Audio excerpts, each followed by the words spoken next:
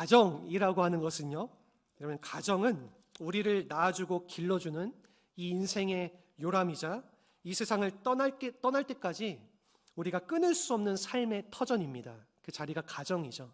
우리가 가족들과 함께 지내고 살아가는 것, 그리고 그 가족들과 함께 끝까지, 죽을 때까지 우리는 가족들과 함께 이 세상을 살아가는 것이죠.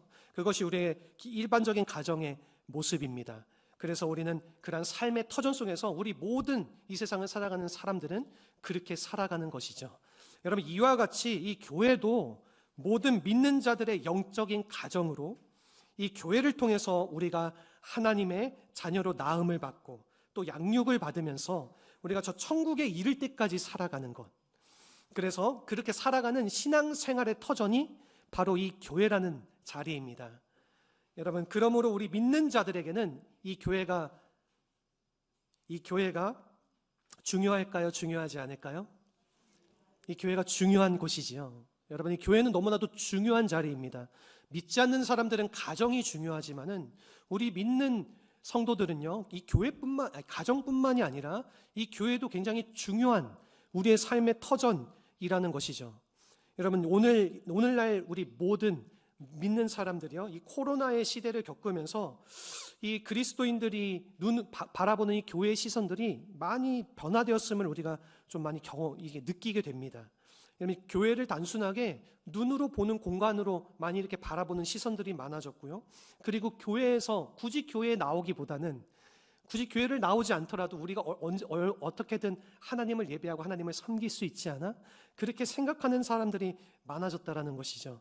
교회를 나가서 예배를 드리지 않고 온라인으로 예배를 드려도 괜찮다고 많은 사람들이 생각을 하고요. 우리가 한 교회에서 이 바른 믿음으로 성장하며 신앙생활을 하기보다는요, 여러 교회를 오가면서 내 마음에 드는 교회, 내 마음에 드는 목사님, 제가 마음에 드십니까? 조금 여쭤보고 싶은데, 마음이 드시지 않더라도 사랑의 눈으로 바라봐 주시기 바랍니다.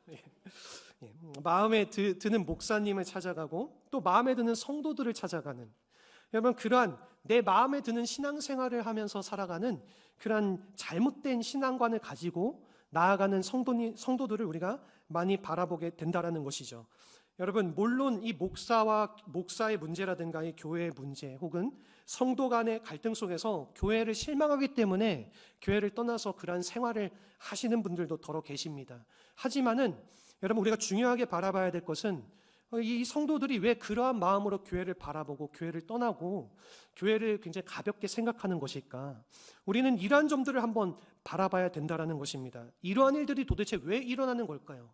우리 성도들이 교회에서 그냥 아름답게 귀하게 사랑 많은 신앙생활을 잘 해가면 좋겠지만은 참 아이러니하게 교회 안에서 이런 여러 가지 문제들과 또한 성도들이 여러 가지 이런 부분들 때문에 교회를 떠나서 아니면은 교회를 중요하게 생각하지 않고 신앙생활을 하게 된다는 것이죠. 여러분, 이 인도의 성인 간디라고 하는 사람이 있습니다. 간디, 다들 아마 아실 겁니다. 이 간디가요, 성경을 열심히 읽고 예수님을 좋아한다고 말하는 사람이었어요. 비록 종교는 힌두교지만은 이 사람이 성경도 읽고 이 성경의 내용이 너무나도 좋으니까 이 성경에 나오는 이 예수님이라고 하는 인물이 너무나도 좋은 인물이다, 그렇게 받아들이고 말을 하는 사람이었다라는 거예요. 여러분, 근데 이 간디는 교인이 되기를 거부했어요. 내가 그렇게 교회 성경 말씀을 좋아하고 예수님이란 인물에 대해서는 좋아하지만은 교인이 되는 것을, 교회에 나오는 것을 거부를 했다라는 겁니다. 여러분, 아마도 이것은 그 당시에 영국 지배령에 있었던 그 인도의 현실 속에서 이제 이 간디가 그러한 현실 속에서 살고 지내다 보니까 그 영국인들의 모습을 통해서 이 교회에 대해서 실망하고 또 이 그리스도인들에 대해서 실망한 그의 삶의 모습이 있지 않았나 싶습니다. 왜냐하면 그 당시에 이 영국 사람들이 그 인도를 지배하는 와중에 그들 청도교인들 아닙니까? 영국 사람들이 대부분이 청교도인들이고 그들 다 하나님 믿고 예수님 믿는 사람들이에요. 근데 이 사람들이 인도를 지배할 당시에 그곳 가운데에 지배한 동인도 회사라고 하는 지배하는 회사를 세워서 인도 사람들을 다스릴 때에 거기다가 교회도 세우고 그들이 예배도 드리고 그렇게 신앙인으로서 살아갔지만은 많은 인도 사람들이 볼 때에 그들이 인도인들을 차별하고 무시하고 그들을 깔보는 그러한 모습들이 만연했기 때문에 오히려 그들의 모습을 통해서 이 교회에 대해서 안 좋은 모습을 바라보게 됐다라는 것이죠. 교회의 본질적인 모습이 그들 가운데에 나타나지 않았다라는 것입니다. 여러분, 이처럼 교회가 본질을 잃어버리고 아무 의미 없는 장소가 되어버리면요, 그곳은 더 이상 교회가 아니게 된다라는 겁니다. 여러분, 우리는 이 교회의 본질에 대해서, 이 교회라는 장소의 의미에 대해서 우리는 바르게 알고 이해할 수 있어야 될 줄로 믿습니다. 여러분, 교회가 어떠한 장소인지, 이 교회에 속한 우리들은 무엇이고, 또 이 교회를 우리는 어떻게 살아가야 될지, 우린 그런 것들을 명확하게 알고 바라보면서 신앙생활을 해야 된다라는 것이죠. 오늘 이 함께 읽은 이 예배소서의 말씀의 배경은요, 예배소 교회 안에서도 이와 같은 사람들이 있었습니다. 교회의 본질적인 의미를 잃어버리고 교회 안에서 다른 사람들을 차별하고 다른 사람들을 무시하고 깔보고, 나아가서는 세상에서도 내 멋대로 내 살고 싶은 대로 살아가는 그런 모습을 가지고 있는 성도들이 있었다라는 거예요. 그래서 그런 사람들에게 사도 바울은 이 감옥에서 편지를 쓴 겁니다. 이 에베소서에 편지를 써서 교회의 본질에 대해서 알려줬다라는 것입니다. 오늘 이 말씀을 통해서 우리 사랑하는 성도님들과 함께 하나님께서 우리를 이 교회 공동체로 부르신 이 의미에 대해서 우리가 몇 가지를 함께 살펴보고자 합니다. 우선 첫 번째입니다. 첫 번째는요, 우리를 하나님의 가족으로 받아주셨다라는 것입니다. 여러분, 이 교회는 하나님의 가족이 모인 교회 공동체인 줄로 믿습니다. 아멘. 우리 2장 19절의 말씀입니다. 본문 2장 19절 말씀 우리 한 목소리로 같이 읽도록 하겠습니다. 그러므로 이제부터 너희는 외인도 아니요 나그네도 아니요 오직 성도들과 동일한 시민이요 하나님의 권속이라. 아멘. 여러분, 이 본문에서 이 마지막 읽었던 우리 구절에 하나님의 권속이라고 하는 부분, 이 권속이라고 하는 단어가 조금 어려운 단어인데, 우리가 쉽게 말하면요, 이 헬라어로는 오케이오스라고 하는 의미를 가진 단어고요, 영어로는 하우스홀드라고 하는 이 뜻을 가지고 있는데, 이것은 무엇을 말하냐면요, 가족 구성원들을 말하는 거예요. 즉, 우리가 쉽게 말하면은 우리는 다 하나님의 가족이라 이렇게 말하고 있는 겁니다. 여러분, 특별히 가족 중에서도 우리가 가족을 조금 세밀하게 구분하면은 핵가족과 대가족으로 이렇게 구분해서 우리가 바라볼 수 있어요. 핵가족은 아주 그냥 작은 규모의 가족이죠. 한 가정을 얘기하면은 대가족은 그냥 한 가족이 아니라 여러 가구들이 모인 거죠. 가구들이 모여서 큰 가족을 이루었다라는 겁니다. 이 권속이라는 표현은요, 작은 가족이 아니라 큰 가족. 우리가 이 교회에서 우리 개개인이 가족으로서 모여질 때 이 교회로 큰 가족으로 모아주셨다라는 것을 이야기하고 있는 것입니다. 여러분, 이 대가족은 혼자가 아니라 이 가족 서로와의 관계를 통해서 성장하는 것과 이 가족끼리 서로 이 책임을 느끼는 장점이 있어요. 가족 구성원들끼리. 이 대가족 안에서는요, 우리는 여러 식구들과의 관계를 통해서, 또는 여러분 그 가족 중에 그 관계 속에서, 그 가족 중에서 이게 나라고 하는 그 개념을 배우면, 내가 이 가족의 구성원이라고 하는 그런 나라고 하는 이 개념을 배우게 된다라는 것이지요.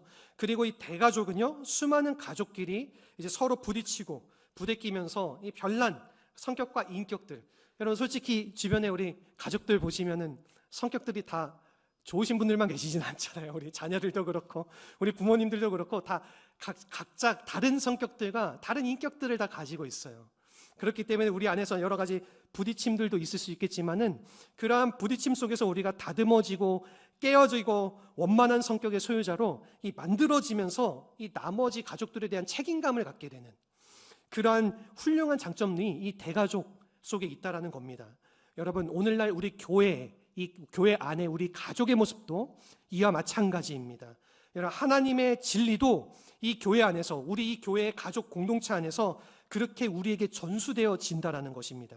여러분, 그 당시에 이 이스라엘 그 민족들, 그 유대 민족들이 당시에 헬라 문화 속에서는요, 이 진리를 배울 때에 그 진리를 배우는 그 과정이 그 스승을 통하여서 스승에게 일정의 돈을 주고 수강료를 주는 거예요. 수강료를 주고 그 스승의 가르침을 배우는, 마치 오늘날의 학원과 같은 개념이 있었습니다.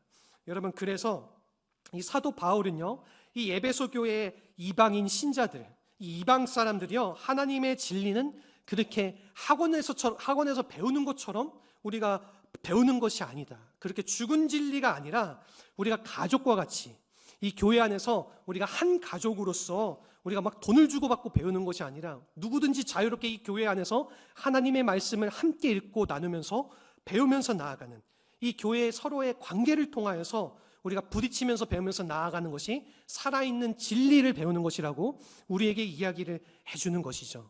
그래서 이처럼 여러분, 이 교회는 가족 공동체입니다. 여러분, 우리는 가족과 같은 공동체로 함께 모여서 여러분, 우리 주님의 진리의 말씀을 익히고 배우고, 그렇게 우리가 하나님 안에서 가족과 같은 관계를 만들어 나아가는 것이 우리의 삶의 모습이 되어야 될 줄로 믿습니다. 우리가 이전에는 외인이었어요. 남이었죠. 전혀 상관없는 사람들이었습니다. 사업관계나 이해관계 때문에 우리가 잠시 만났다 해도요, 우리가 그 관계가 끝나면은 다시 아무런 상관없는 남이 되어버리는 것이죠. 일반적인 인간관계가 그렇습니다. 남은 보기 싫으면은 우리가 보지 않으면 되고, 보고 싶으면은 보는 것이 남이라고 하는 관계이죠. 여러분, 그러다가 우리가 또 서로 필요하면은 말할 수 있고, 필요하지 않으면은 또 말하지 않는 것. 여러분, 이것이 남과 같은 관계라는 것입니다. 그러나 여러분, 우리 교회 공동체의 우리 모든 구성원들은 외인도 아니고 손님도 아니고 우리 성도들과 동일한 시민이고, 한 걸음 더 나아가서는 우리가 하나님의 권속, 이 하나님의 가족으로 묶여진 관계가 되어졌다라는 것입니다. 여러분, 이것이 바로 오늘날의 우리 교회의 모습인 줄로 믿습니다.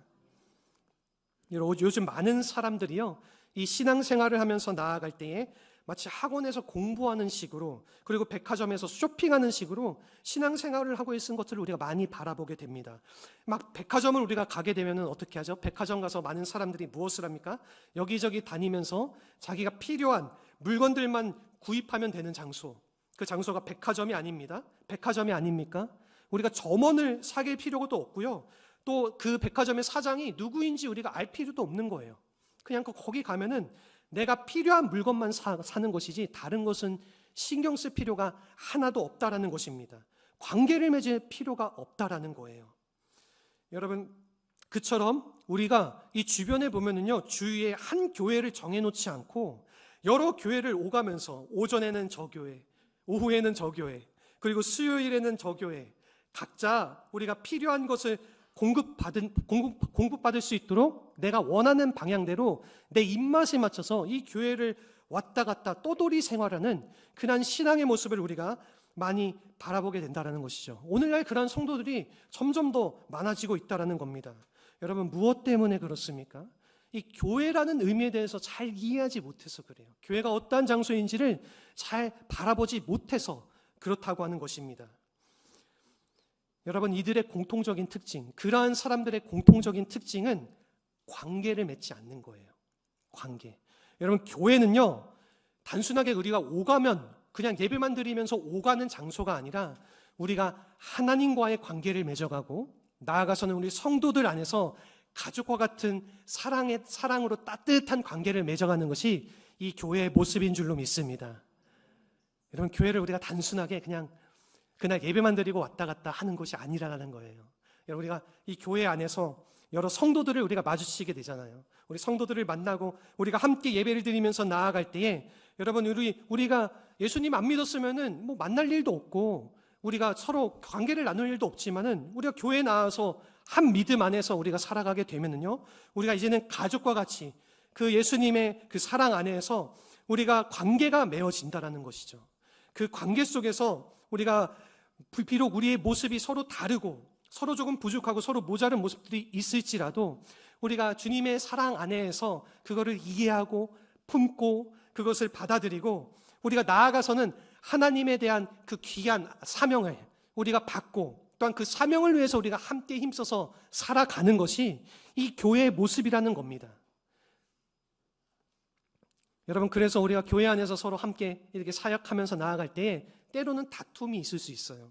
우리가 성도들 안에서 우리의 부족하고 연약한 모습 속에서 그렇게 믿음을 가지고 신앙생활하다 보면은 때로는 우리가 서로의 그 신앙의 모습에 대해서 너는 왜 그렇게밖에 못 믿고, 너는 왜 그렇게밖에 못 살아가냐, 왜 교회에 이런 모습이 있는데 왜 섬기지 못하냐, 그러면서 이런저런 다툼들이 우리 안에도 있을 수 있습니다. 여러분, 하지만은 그러한 다툼들 때문에 우리가 교회를 떠나는 것이 아니라, 이 교회를 우리가 주님의 사랑, 주님께서 우리를 그 사랑으로 불러주셨던 것과 같이 우리는 그 사랑으로 서로를 바라봐주고 서로를 품어주고 우리가 서로를 섬겨주는 그런 모습이 우리 안에 필요하다고 하는 것입니다. 아무리 다툼이 많다라고 해도 그런 우리 안에 나쁜 점들이 있다고 하더라도 그런 것들을 우리가 서로 고쳐가면서 우리가 서로 그런 것들을 좋은 방향으로 만들어가면서 우리가 하나님 앞에 아름다운 주님의 가족으로서 주님의 자녀로서 세워질 수 있도록 우리가 함께 붙들고 나아가야 된다라고 하는 것이에요. 그것이 바로 오늘날 교회가 가지는 진정한 교회의 모습인 줄로 믿습니다. 아멘. 작년에 우리가 성탄절 때에 우리가 성탄 감사헌금을 통하여서 많은 헌금을 모았습니다. 그리고 그 헌금을 우리가 구제비로 다 사용한다라고 우리 성도님들께 말씀을 드렸었죠. 그래서 많은 분들이 그 귀한 마음에 동참해서 정말 많은 헌금들을 모아주셨어요. 그래서 이 헌금들을 구제비로서 전액 다 주님 앞에 사용해야겠다 미리 말씀을 다 드리고 우리가 그것들을 또 이렇게 주님 나누면서 나아갈 때에 우리 교회에 참 어려우신 분들이 많이 계시더라고요. 그래서 우리 교회에 어려우신 분들 또는 우리가 지역에 조금 어려우신 분들을 향하여서 이 구제비들을 대상들을 한 분 한 분 선정해서 그 선정된 대상들을 통한 대상 되신 분들에게 다 지난 주간에 전달해 드렸습니다. 그렇게 전달해 드렸을 때에 그분들에게 이렇게 감사하는 문자가 오고 감사하는 연락이 이렇게 왔어요. 우리 교회에 이렇게 제가 신앙생활 할 수 있어서 너무 감사합니다. 우리 교회 너무 따뜻하고 사랑이 많은 교회입니다. 감사드립니다. 이러한 이야기들을 들으면서 저는 이것이 오늘날 우리의 가족과 같은 교회의 모습이지 않나 그런 생각들이 제 마음 가운데 가득 채워지더라고요. 여러분, 가족이 무엇입니까? 우리가 어려운 상황일 때에 외면하지 않고 그들을 도와주는 것, 그들을 섬겨주는 것, 이것이 가족의 마음, 가족의 모습 아닙니까? 이렇게 우리가 가족과 같이 주변에 이런 어려운 분들을 귀하게 섬기고 감당하고 나아갈 때에 여러분, 이들이 하나님 앞에 귀하게 세워지는 거예요.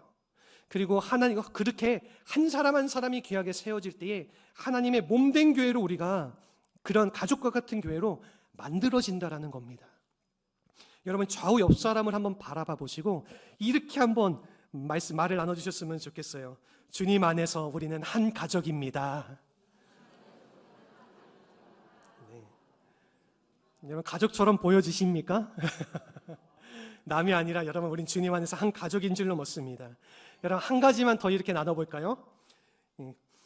주님의 사랑으로 당신을 섬기겠습니다. 아멘. 여러분, 우리는 서로를 사랑으로 섬길 수 있는 가족과 같은 모습을 가져야 될 줄로 믿습니다. 바라기는요, 우리 성산교회 모든 성도님들께서 이 서로를 사랑으로 돌보는 이 영적 가족이 되시기를 주님의 이름으로 축복합니다. 아멘. 우리 두 번째는 무엇이냐면요, 우리는 그리스도의 복음을 반석으로 삼아 세워진다라는 것입니다.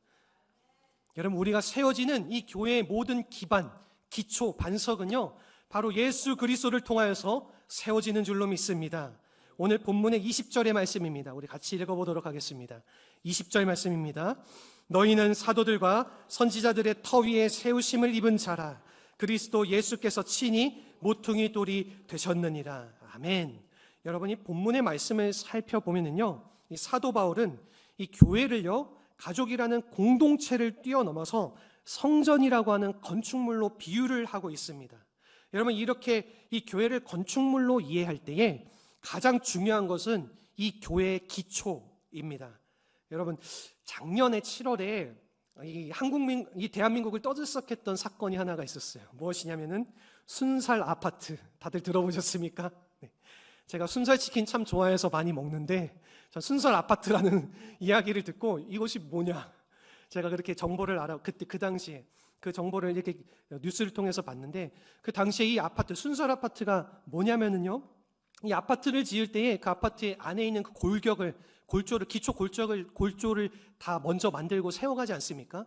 그리고 거기를 콘크리트로 다 이제 메꿔가지고 아파트의 그 기본 구조를 만들어 가는데, 그 기본 골격, 철근으로 거기를 다 심는데 그 철근을 다 제대로 사용하지 않은 거예요. 그러니까 원래 설계대로라면은 그 철근을 다 그 수량에 맞게 심었어야 되는데, 이제 개인의 욕심 때문에 그 건설사들이 다 그 철근을 일정 분량 다 빼고 이 아파트를 지었다라는 겁니다. 이것이 밝혀져 가지고 많은 국민들이 막 분노하게 되고, 많은 국민들이 막 이 건설사들을 향해서, 정부를 향해서 탄원을 내는 그런 사건들이 작년 7월에 있었어요. 얼마 전에도 작년 11월에 그리고 많은 이제 사람들이 그러한 부분들을 가지고 계속해서 이야기를 하는 것을 우리가 뉴스를 통해서, 기사를 통해서 많이 바라봤습니다. 여러분, 만일 우리가 살고 있는 아파트에 철근이 뭐 몇 개 없이 세워졌다라고 하면은 그 아파트에 우리가 살 수가 있겠습니까? 없겠습니까? 전혀 살 수가 없겠죠.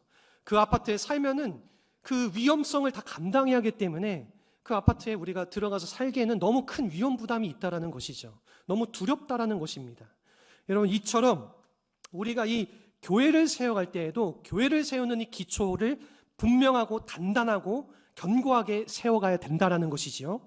오늘 이 기초가 무엇입니까? 여러분, 여기서 말하는 이 기초는요, 이 사도들과 선지자들의 터라고 우리에게 이야기해 주고 있어요. 여기서 이 사도들과 선지자들의 터는 간단하게 말하면 성경을 이야기하고 있는 겁니다. 그들을 통하여서 세워진 이 성경의 역사들, 이 교회의 구약과 신약이라고 하는 이 성경의 기초 위에 세워져야 된다라는 것입니다. 여러분, 만일 이 교회가 이 성경의 기초 위에 세워져 있지 않으면요, 아무리 가족과 같은 분위기가 있다고 하더라도 그것은 교회가 아니라 단순하게 친목 단체나 이념 단체로밖에 보여질 수 있다라는 것입니다. 여러분, 이 터전에 대해서 사도 바울은요, 고린도전서에서 이 자신이 예수 그리스도의 터 위에 교회의 터를 놓는다라고 우리에게 말해주고 있습니다. 우리 고린도전서 3장 10절에서 11절 말씀 우리 같이 살펴보겠습니다. 고린도전서 3장 10절에서 11절의 말씀입니다. 우리 성경을 펴시고 또 우리 앞에 화면을 보시고 우리 같이 한 목소리로 읽어보도록 하겠습니다. 내게 주신 하나님의 은혜에 따라 내가 지혜로운 건축자와 같이 터를 닦아두매 다른 이가 그 위에 세우나 그러나 각각 어떻게 그 위에 세울까를 조심할지니라. 이 닦아둔 것 외에 능히 다른 터를 닦아둘 자가 없으니 이 터는 곧 예수 그리스도라. 아멘. 여러분, 이 교회의 기초, 이 교회의 터는 예수 그리스도인 줄로 믿습니다. 여러분, 이 모든 것은 바로 그리스도의 말씀 위에 세워져 간다라는 것입니다. 여러분, 이 그리스도의 교회는요, 모든 권위를 이 성경책 한 권에 두고 있다라는 거예요. 이 성경 말씀 위에 두고 있다라는 겁니다. 여러분, 그 교회의 구성원들이 붙들고 있는 모든 신앙의 고백들, 그 고백들도 이 신구약 성경에 근거한다라는 거예요. 그래서 여러분들, 이들이 살고 있는 그 삶의 기초를 이루고 있는 그 가르침, 그 모든 가르침들, 그것도 여러분들 이 모든 성경의 말씀의 가르침이어야 된다라는 것이지요. 여러분, 이 성경이 말하고 있지 않는 것을 가르치고 누군가 그런 말들을 주장한다라고 하면은 그러한 것은 우리가 귀 기울여 들을 필요가 없다라는 겁니다. 그것을 우리가 들을 이유가 하등 없다라는 거예요. 왜냐하면 그것은 잘못된 가르침이기 때문입니다. 우리 교회의 이런 가르침이 굉장히 만연한 것을 우리가 바라보게 돼요. 우리 한때의 우리 한국 교회에서 우리나라를 비롯해서 저기 외국의 수많은 교회들을 보게 되면요, 이제 내가 본 천국, 내가 본 지옥, 이런 천국과 지옥에 대한 간증들을 이렇게 많이 하는데 무분별적으로 이러한 간증들을 많이 하는 모습을 우리가 바라봅니다. 천국에 대해서 간증할 때에 이 사람 다르고 저 사람 다르고 말하는 게 다 달라요. 여러분, 도대체 무엇이 근거입니까? 지옥에 대해서 말하는데 이 사람이 말하는 거 다르고 저 사람이 말하는 것도 다 다릅니다. 여러분, 그들이 무엇을 근거해서 천국에 대해서 말하고 지옥에 대해서 말하고 있습니까? 여러분, 우리가 바라봐야 될 천국과 지옥의 모습은 성경에 나와 있는 모습이에요. 이미 성경 말씀을 통해서 우리에게 다 알려주고 계신데, 여러분, 내가 꿈꾸고 그 자리에 갔다고 해서 하나님께서 그런 것들을 보여주실 수도 있지만은, 여러분, 그 모습이 성경에 나와 있는 모습과 같은, 성경에 기록되어 있는 모습과 같이 않다라고 하면은 우리는 의심해 봐야 된다라는 거예요. 그것이 잘못되었다라는 것을 우리는 알아야 된다라는 것입니다. 여러분, 그리고 또 누군가 예언의 말씀을 받았다, 계시의 말씀을 받았다, 그러면서 사람들을 미혹하고 사람들에게 이렇게 하나님의 말씀이 우리에게 주어졌으니 따라야 됩니다, 이렇게 우리가 섬겨야 됩니다, 그렇게 말하면서 자신들의 교회를 세우고 자신들의 단체를 세우는, 그리고 또한 성경 공부, 내가 하나님의 계시를 받았으니까 이러한 말씀들을 여러분들에게 가르쳐 줄 수 있습니다, 그리고 성경 공부를 이렇게 다른 이들에게 그렇게 성경 공부를 과정들을 만들어서 그렇게 가르치는 그러한 일들을 우리가 주변에서 많이 바라보게 돼요. 여러분, 그런 사람들이 다 어떤 사람들입니까? 오늘 우리가 바라보는 이단들, 저 신천지도 그렇고 여호와의 증인도 그렇고 하나님의 교회도 그렇고, 여러분, 그러한 이단들의 모습이 바로 이와 같다라는 거예요. 여러분, 무엇 때문에 이들이 그렇게 나타나는 것이죠? 여러분, 그들은 이 성경의 기초 아래에서 바르게 세워지지 않은 그들의 모습이 있기 때문에 그렇게 살아가는 것입니다. 자기 멋대로 해석하고 자기 멋대로 그렇게 풀어내고 그렇게 자기 멋대로 말하는 그들의, 성경에 대해서 말하는, 하나님에 대해서 말하는 그들의 모습들이 있기 때문에 이 기초 아래에서 우리는 바르게 세워가야 된다라는 것이지요. 여러분, 이 마태복음 16장을 보게 되면은요, 이 16장의 말씀 속에서 이 베드로 사도가 예수님께 주는 그리스도시요 살아계신 하나님의 아들이라고 고백하는 그 장면이 있습니다. 그러면서 16장 18절에 보면은요, 거기서 유일하게 이 신약 성경의 교회에 대해서 이야기하는 장면이 나와요. 이 교회라는 곳이 어떠한 곳인지, 교회라는 장소가 세워지는 그 기록이 처음 거기 등장하게 되는데, 어떻게 말씀하시냐면요, 예수님께서 그렇게 고백한 베드로에게 이렇게 말씀하세요. 너는 베드로다. 내가 이 반석 위에 교회를 세우리라. 이렇게 말씀을 하십니다. 여러분, 여기서 이 말씀 안에 언급하신 이 반석은 베드로를 말하는 것이 아니에요. 사람을 말하는 것이 아닙니다. 무엇을 말하냐면은 이 베드로가 고백했던 신앙 고백, 즉 예수님이 그리스도시며 살아계신 하나님의 아들이라는 이 복음의 진수를 가리키고 있다라는 거예요. 여러분, 그것이 바로 이 교회의 반석이라고 하는 것입니다. 여러분, 예수님께서 또한 이 반석에 대해서 마태복음 7장에서 우리에게 이렇게 말씀해 주세요. 말씀을 한번 좀 띄워주시겠습니까? 마태복음 7장 24절부터 27절의 말씀인데요, 우리 말씀도 한번 펴시고 우리 화면도 함께 보시면서 우리 성경 말씀을 함께 찾아보도록 하겠습니다. 마태복음 7장 말씀입니다. 7장 24절부터 27절까지의 말씀입니다. 우리 말씀을 또 펴시고 우리 또 화면을 보시면서 우리 한 목소리로 같이 이 말씀을 읽어보도록 하겠습니다. 그러므로 누구든지 나의 이 말을 듣고 행하는 자는 그 집을 반석 위에 지은 지혜로운 사람 같으니 비가 내리고 창수가 나고 바람이 불어 그 집에 부딪히되 무너지지 아니하나니 이는 주추를 반석 위에 놓은 까닭이요 나의 이 말을 듣고 행하지 아니하는 자는 그 집을 모래 위에 지은 어리석은 사람 같으리니 비가 내리고 창수가 나고 바람이 불어 그 집에 부딪힘에 무너져 그 무너짐이 심하니라. 아멘. 여러분, 무엇을 말해주고 있는 겁니까? 예수님께서 지금 무엇을 우리에게 말씀해주고 계세요? 올바른 반석 위에 세워지지 않은 집은 모래 위에 지은 집 같다라고 말씀하시는 거예요. 지혜로운 사람들은 어떠한 반석 위에 이 집을 세웁니까? 하나님이라고 하는, 예수 그리스도라고 하는 이 주춧돌을 반석으로 삼아서 그 집을 지으면서 나아갈 때 그 집은 어떠한 바람이 불고 어떠한 풍파가, 어떠한 어려움이 찾아올지라도 견고하게 그 집은 무너지지 않고 세워져 있다라는 것이에요. 하지만은 모래 위에, 이 바른 주춧돌 위에 세워지지 않은 집들은요, 마치 모래 위에 지은 집같이 바람이 불거나 어떤 어려움이 찾아오게 되면은 그냥 속절없이 무너져 내려진다라는 것입니다. 여러분, 오늘날 우리가 바라보는 이 교회의 모습이 바로 이렇게 나타내야 될 줄로 믿습니다. 이 예수 그리스도라고 하는 이 복음을 토대로 세워진 반석 위에 세워지는 것이 바로 오늘날 우리의 교회의 모습인 줄로 믿습니다. 여러분, 이 그리스도를 중심으로 하는 이 믿음의 기초 위에 세워진 교회는요, 어떠한 도전과 어려움 속에도 결코 흔들리지 않는다라는 것이에요. 이 예수님의 가르침을 통하여서 세워진 교회, 우리의 모습은요, 우리의 인생과 우리의 삶을 아주 견고하게 세워지는, 여러분, 그러한 힘이 된다라는 것이죠. 그렇게 세워놓지 않으면 아무런 힘 없이 속절없이 무너지고 속절없이 믿음을 떠나게 되는 것이 우리의 모습이 되어진다라는 것입니다. 여러분, 바라고 소망하는 것은요, 우리 사랑하는 모든 성도님들이 이 예수 그리스도의 반석 아래에서, 그 기초 아래에서 우리의 모든 삶을 세워가시는 우리 성도님들이 되시기를 주님의 이름으로 축복합니다. 여러분, 결코 이 믿음의 기초를 잘 바라보고 세워가시기를 바랍니다. 아멘. 마지막으로 세 번째입니다. 우리 마지막으로 세 번째는, 여러분, 우리는 그리스도의 교회로 하나님의 성전이 되었다라는 것입니다. 하나님께서 우리를 몸된 교회로 불러주시고 우리를 주님의 거룩한 성전으로 만들어주신 줄로 믿습니다. 아멘. 오늘 본문에 2장 21절 22절의 말씀입니다. 우리 같이 한번 한 목소리로 읽도록 하겠습니다. 그의 안에서 건물마다 서로 연결하여 주 안에서 성전이 되어가고 너희도 성령 안에서 하나님이 거하실 처소가 되기 위하여 그리스도 예수 안에서 함께 지어져 가느니라. 아멘. 아멘. 여러분, 우리가 이 말씀의 기초 위에서 지어져가는 건물이라고 할 때에 여러분 이 그리스도를 모퉁이 돌이라고 해서 우리가 함께 연결되어 하나님의 거하실 처소인 이 성전으로 지어져 간다라는 것을 우리는 이 말씀을 통해서 바라봐야 됩니다.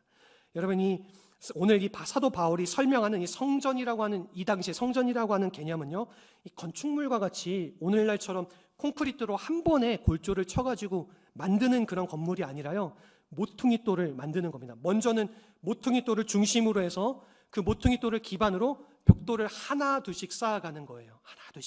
하나 둘씩 쌓아가고 여러분 그 벽돌이 연결이 되어져 가고 연결이 되어져서 하나의 벽이 되고 그 벽이 쌓여져 가지고 조금씩 건물로서 지어져 간다라는 것이죠.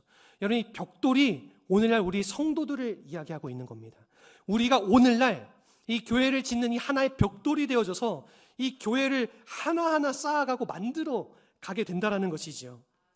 여러분 이 그리스도의 말씀 위에 세워진 교회는요, 그렇게 그리스도라는 이 모퉁이 돌을 중심으로 이 교인들이 하나의 벽돌이 되어서 하나님이 거하실 성전으로 그러한 건축물로 지어져 가는 것이 오늘날 이 교회의 믿음의 공동체라는 것입니다. 이 하나님이 거하시는 처소로 지어져 간다라는 것은요, 여러분 우리 안에 하나님이 우리 안에 계신 것과 또한 그분의 인격, 그분의 성품으로 그러한 삶을 살아가는 사람들이 만들어져 간다라는 것을 우리에게 이야기하고 있다라는 것입니다.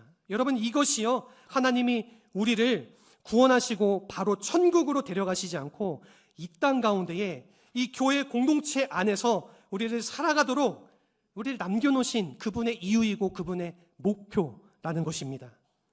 여러분은 무엇을 하든지 간에 우리 안에서 하나님의 사랑이, 또한 하나님의 진리가, 또한 하나님의 용서가, 하나님의 거룩함이 묻어져 나오며 또 하나님의 말씀 앞에서 기꺼이 나의 삶을 충성되게 드릴 수 있는 우리의 삶의 모습으로 우리를 만들어내려고 하나님께서 그렇게 우리를 교회로 부르셨다라는 겁니다. 교회 공동체로 우리를 만들어 가신다라는 겁니다. 여러분 하나님은요, 우리 한 사람 한 사람을요, 이것을 만들기 위해서 우리를 교회 가족으로 묶어주신 줄로 믿습니다. 여러분 그렇게 우리가 교회 가족으로 묶여서 함께 하나님의 성전을 만들어가는 것이에요. 우리가 결코 혼자 내가 성전을 만들어가는 것이 아닙니다. 혼자 이것을 지어가려고 하면 어떻게 하나님의 그 거룩한 성전을 나 혼자서 다 감당하고 만들어갈 수 있겠어요? 하나님께서는 결코 우리를 혼자 놔두시는 것이 아니라 우리를 함께 하나님의 성전을 만들어 가실 수 있도록 불러주신 줄로 믿습니다. 여러분이 이런 의미에서요, 이 신앙이라고 하는 것은 솔로가 아니에요. 혼자가 아닙니다. 여러분 듀엣도 아니고요, 트리오가 아니에요. 이 신앙이라고 하는 것은 하모니입니다. 하모니가 무엇입니까? 여러 가지 소리와 악기의 소리들과 소리들이 마주쳐서, 그리고 목소리와 목소리들이 마주쳐서 여러 소리와 목소리들이 한데 어우러져서 아름다운 소리를 내는 것, 아름다운 노래를 만들어내는 것, 이것이 바로 하모니 아닙니까? 여러분 우리 교회가 바로 그러한 하모니를 이루는 모습으로 나타나야 된다는 것입니다. 여러분이 그리스도의 말씀을 근거로 하고 이 그리스도의 모퉁이 돌로 해서 우리 누구는 이 벽으로, 누구는 천정으로, 누구는 바닥으로, 또 누구는 화장실로, 누구는 응접실로, 화장실 싫어하시는 분도 계시겠지만은 누구는 그렇게 다 이렇게 그런 모습으로 세워진다라는 거예요. 누구는 안방으로. 여러분 이렇게 우리가 함께 하나님의 건물로서 지어져 나아가는 것, 그 건물의 기초신 우리 예수 그리스도의 기초 아래에서 이렇게 세워져 가는 것, 이것이 바로 이 교회라고 하는 우리 믿음의 공동체라는 것입니다. 여러분 그렇게 우리가 함께 이 교회를 믿음으로 지어 나아가고 함께 이 교회를 만들어가는 것이 우리 교회의 모습이 되어야 될 줄로 믿습니다. 이 말씀을 마무리하겠습니다. 여러분 우리가 잘 기억해야 될 것 한 가지가 있어요. 무엇이냐면요, 오늘 본문의 22절 말씀에 보면요, 22절 하반부에 이렇게 우리에게 이야기해주고 있습니다. 우리 주 예수 그리스도 안에서 우리가 함께 지어져 가느니라. 여러분 예수 그리스도 안에서 함께 지어져 가느니라. 이것은 현재 진행형이에요. 여러분 교회는 이미 완성된 곳이 아닙니다. 우리는 완성된 성도가 아니에요. 여러분 이 땅을 살아가는 우리는 주님의 몸된 교회로서 계속해서 지어져 가야 되는 줄로 믿습니다. 우리는 계속해서 완성을 향하여서 나아가는 계속 공사하면서 나아가는 마치 건물과 같은 모습이 우리 성도들의 모습이라는 겁니다. 여전히 우리는 부족하고 모자란 것이 많을 수 있어요. 여러분, 우리가 하나님 앞에 부끄러운 것들이 많을 수 있습니다. 내세울 것이 없는 것들이 많이 있을 수 있어요. 여러분, 그렇지만요, 그것을 우리가 부끄럽게 생각할 필요가 없습니다. 나의 연약한 모습들, 주님의 성품을 담지 않은 나의 모습들을 우리가 부끄러워할 필요가 없어요.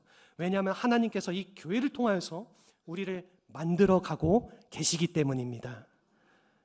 여러분, 우리가 이렇게 하나님의 몸된 교회로서, 하나님의 사랑하는 가족으로서 우리가 성도가 우리가 함께 모여서 하나님을 사랑하는 이 관계 속에서 우리가 함께 서로를 바라보면서 서로를 세워주고 서로를 만져주고 서로를 이끌어주고, 때로는 부족한 사람이 있으면 우리가 그 사람을 붙들고 그 사람과 함께 하나님 말씀으로 이렇게 세워주고 인도하여주는 우리의 모습을 통하여서 하나님께서 진정한 주님의 사랑하는 몸된 교회를 세워 나아가실 줄로 믿습니다. 바라고 소망하는 것은요, 우리 성산교회 한 분 한 분 모두가 이렇게 하나님의 교회로서 아름답게 지어져 나아가기를 소망합니다. 2024년도 한 해를 여러분이 이렇게 결심하면서 나아가십시오. 하나님, 내가 이렇게 부족하고 교회로서의 모습, 가족으로서의 모습이 많이 없는데 24년도 한 해 이 예수 그리스도라고 하는 이 기초 아래에서, 이 믿음의 반석 아래에서 하나님의 자녀로서 귀하게 세워질 수 있도록 나를 이끌어 주시옵소서. 그리고 내가 그러한 사람들을 우리 교회에서 섬기고 세워줄 수 있도록 나를 사용하여 주시옵소서. 여러분, 그렇게 우리가 주님 앞에 결심하면서 나아갈 때 하나님께서 나를 통하여서, 여러분, 나를 통하여서 이 주님의 성산교회를 하나님의 아름다운 신앙 공동체의 교회로 만들어 가실 줄로 믿습니다. 여러분, 그렇게 주님의 몸된 교회를 사랑하는 성산교회를 세워가시는 우리 사랑하는 모든 성도님들이 되시기를 주님의 이름으로 축복합니다. 주님의 이름으로 축복합니다. 아멘. 여러분, 이 시간 함께 이 찬양의 고백으로 나아갔으면